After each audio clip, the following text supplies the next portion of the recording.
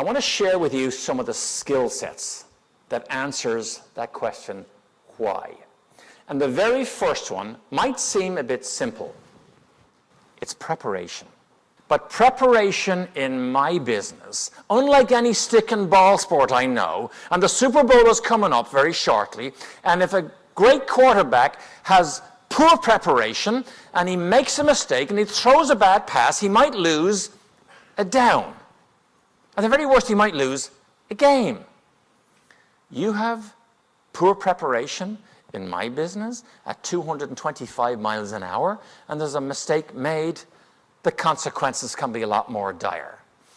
But when I look at preparation, do you think it's a coincidence that when I do my television interviews on the front of the starting grid at the largest race in the world, the Indy 500, do you think it's a coincidence that right up the front of the grid, I will inevitably see the best painted, best sponsored, best prepared cars right up the front of the grid?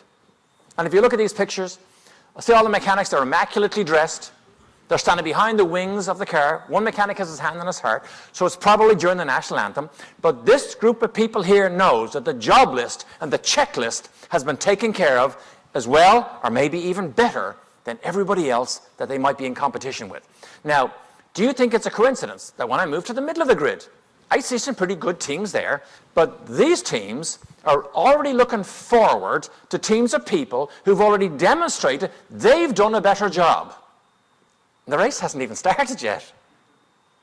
Now, do you think it's a coincidence that when I move to the back of the grid, I no longer see as many immaculately dressed mechanics, and I no longer see as much sponsorship on the cars?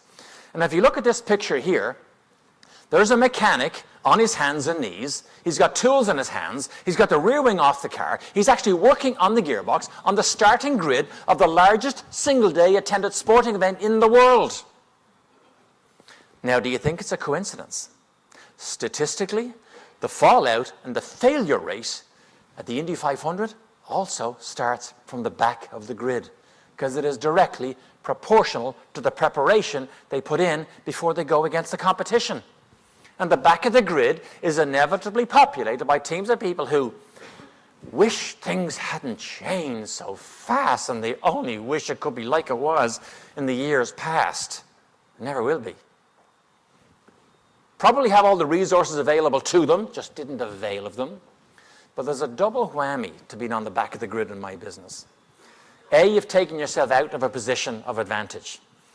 The double whammy is you've potentially given an advantage or an edge to your competition. Now, what makes these presentations really worthwhile to me is if I thought everybody here took away one nugget. You can take away more, but if you take away one, this might be one of them. But let me ask everybody a question. As regards your preparation for what you do every day, where do you think you are on the starting grid of the race you are now in every day? Everybody will know their own personal answer to that. And if you do not see yourself clearly up the front of the grid, you have the team and the resources available to you to get yourself where you need to be.